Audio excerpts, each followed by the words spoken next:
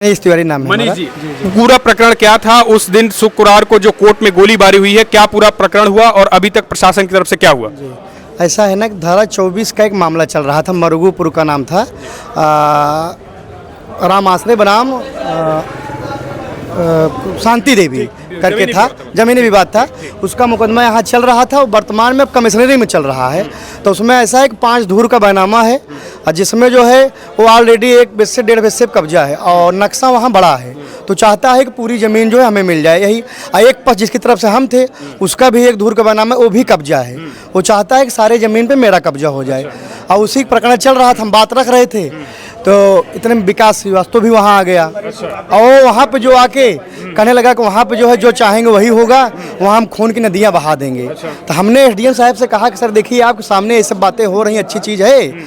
उसके बाद हम लोग बीच कहा सुनी हुई और इतने में अपना असलाह निकाल के फायर करता। गनीमत रही कि हमारे बगल खड़े थे 2-4 लोग, रवि सिंह भी थे, इन्होंने उसका हाथ पकड़ के ऊपर उठा दिया।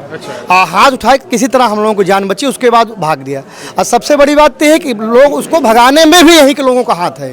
हाँ, तो प्रशासन की अब क्या इसमें कार्रवाई क्या? प्रशासन तो बता रहे हैं छापा मारते हैं, लेकिन अभी तक वो पकड़ा नहीं गया। भैया 3 से 4 दिन आजकल हो गई घटना। अब प्रशासन देख रहे हैं, तहसील में इकट्ठा हुए हैं एसडीएम को देखने के लिए, वहाँ गिरफ्तारी नहीं दिखा रहे हैं। यहाँ पर देख सकते हैं किस तरीके से वकीलों को रोकने के लिए जो है वो पुलिस प्रशासन को यहाँ पर खड़ा कर दिया गया है।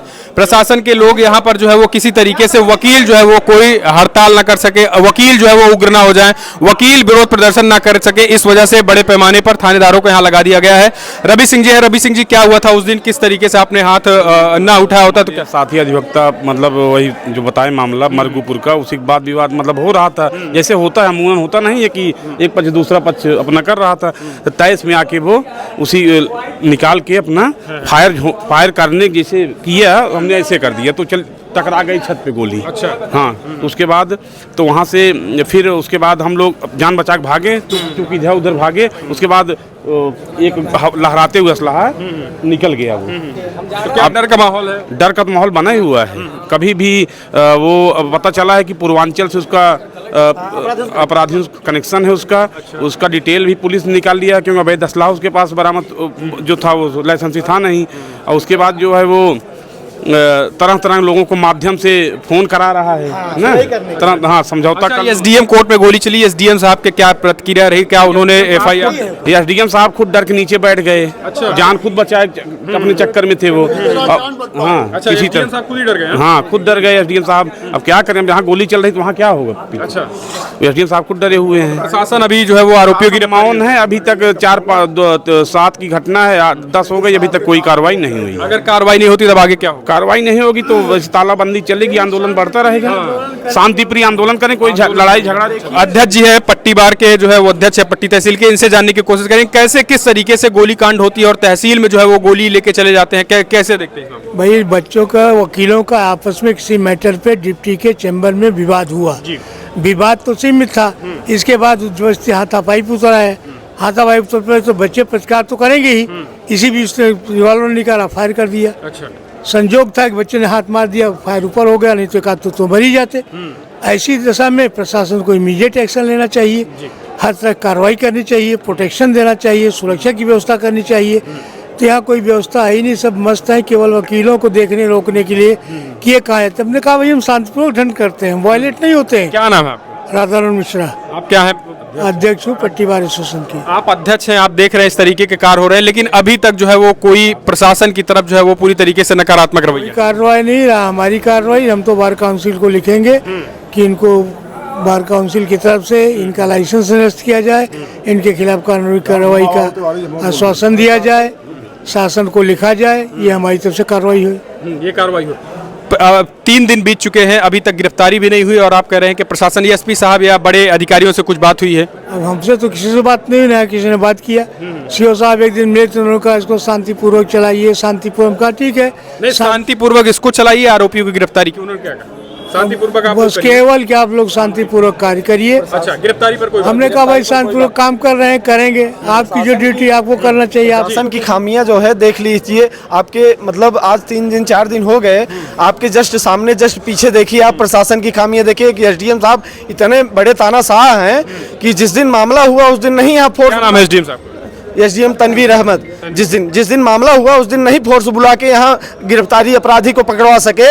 आज देखिए चौथा दिन है, अभी तक गिरफ्तारी नहीं हुई अपराधी की। पीछे आप अपनी देखिए, कैमरा पीछे करके देखिए, अपने लिए कितनी फोर्स लगा के वकीलों के लिए जी, कि केवल जो है अधिवक्ता अपराधी के खिलाफ जो है और प्रशासन के खिलाफ आंदोलन, हड़ताल या विरोध उनका न कर सके। इसलिए जो है देख लीजिए आप, पट्टी पूरी कोतवाली से लेके एसआई जितने भी कांस्टेबल हैं पूरा अपने लिए लगा दिए हैं। इतने बड़े तानाशाह हैं हमारे एसडीएम साहब कि उस दिन प्रशासन से जब गोली चली उस दिन तो इनके कोई प्रशासनिक अमले से या थाना कोतवाली से कोई गिरफ्तार अपराधी को पकड़ नहीं सका। और आज देखिए तानाशाही अपने लिए पूरी फोर्स यहाँ लगा के बैठे हैं कि जो अच्छे छवि के भी जस्ट बगल भैया 5 मीटर 5 मीटर कि आप दिखा दीजिए, ये जो बाउंड्री वॉल दिख रही है इसी के जस्ट बगल कोतवाली है और ये कचेरी परिसर है। लेकिन उसके बावजूद भी जो है वकीलों की नाराजगी इस वजह से है कि अभी तक आरोपियों की गिरफ्तारी न होने की वजह से डर का माहौल है। तो एसडीएम साहब को क्या कहेंगे कि एसडीएम साहब जो है वो उनके चैम्बर में गोली चलने के बावजूद भी कोई भैया जब से ये एसडीएम साहब तनवीर अहमद जी हमारे तहसील में आए हैं तब से इनकी निष्क्रियता और अधिवक्ताओं के प्रति विरोध ये दोनों इनका उजागर बराबर हो रहा है। जब से आए हैं 4-5 मुकदमे हो गए अधिवक्ता के खिलाफ। 3 साल बेचारे देशदीपक सिंह थे यहाँ, कोई एक अधिवक्ता के खिलाफ जो है मुकदमा नहीं हुआ।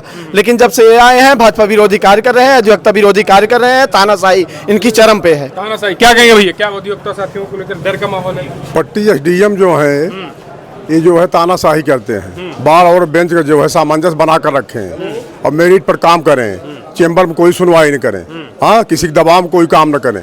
ये सिर्फ जो है थोड़ा इनके अंदर कास्ट फीलिंग भी है। मैंने इसको भी देखा। हाँ, इसलिए इनका ट्रांसफर भी यहाँ जरूरी है। यहाँ से प्रतापगढ़ डीएम जो है इनका हस्तांतरण कर दें अविलंब, ये बहुत जरूरी है, नहीं तो यहाँ मर्डर होगा। अच्छा, तो क्या इसमें एसडीएम साहब का क्या रोल है? अगर दो पक्ष भिड़ते हैं तो एसडीएम साहब का, पट्टी एसडीएम को है, उनका क्या रोल है? क्योंकि दो पक्ष अगर भिड़ते हैं तो उसमें एसडीएम चैम्बर में क्यों सुनवाई करते हैं? अच्छा। मेरिट पर सुनवाई करें, अदालत में करें, न्यायालय में। चैम्बर में ही सारी कार्य वही समाप्त कर देते हैं। चैम्बर में क्यों जाते हैं भाई? चैम्बर में अपना बैठे हैं, चैम्बर में खाली लंच होता है। हाँ, चैम्बर में कोई सुनवाई नहीं करना चाहिए। उस दिन भी चैम्बर में ही सुनवाई, डायस पर जो सुने डायस पर सुने और मेरिट पर सुने। क्या लूपहोल है? जो मामला जो है, जिस मामले में गोलीकांड हुआ है, धारा 24 का छोटा सा मामला, शासन का आदेश है कि 45 दिन में इसका निस्तारण कराइए। उसके बावजूद भी लमसम वो 2 साल की फाइल हो गई। एसडीएम साहब अभी मौके पे एक बार भी खुद गए होते, अपने तहसीलदार को भेजे होते तो मामले का निस्तारण हो जाता। किसी की गलती है? जी जी जी बिल्कुल भैया। देखिए यहाँ पर जो अधिवक्ता विरोध कर रहे हैं इनका साफ कहना है कि चाहे अधिवक्ता विरोध कर रहे हैं या इससे पहले भी कई मामले हैं, अधिकारियों की गलती से, छोटे छोटे गलती से बड़े कांड हो जाते हैं और वही कांड यहाँ कचेरी में भी परिसर में हुआ, एसडीएम कोर्ट में हुआ। इनका साफ कहना है कि जो है वो चैम्बर में सुनवाई नहीं होनी चाहिए, मेरिट के आधार पर सुनवाई, लेकिन चैम्बर में सुनवाई होती है। एसडीएम साहब का ये भी कमी है यहाँ पर। और दूसरी तरफ छोटी छोटी बातें अगर पहले ही निपटारा हो जाए तो ये मामले न बढ़ पाए। क्या भैया? और सुनिए, ये लोग घूस मांगते हैं। अच्छा, वकील से बगल, हाँ साइड डोर से घूस लेकर काम कर देते हैं वकीलों के खिलाफ। अच्छा, ये पट्टी तहसीलदार एसडीएम इतने भ्रष्ट हैं। पैसे पर सारा काम। हाँ हाँ, पैसे पर सारा काम है। और जबकि शासन की जियो आया है, 35 से 45 दिन के अंदर जो है कोई भी खारिज दाखिल इनको कर देना चाहिए। अच्छा, घूसखोरी चरम पे है भैया। हाँ, मैं शिवकांत पांडे, डोकेट पट्टी। तनवीर अहमद एसडीएम पट्टी की कार्यशैली जो है वो ठीक नहीं है। बार और बेंच के बीच, अधिवक्ताओं और अपने बीच इनका कोई सामंजस्य नहीं है। ये यहाँ रहने लायक नहीं है।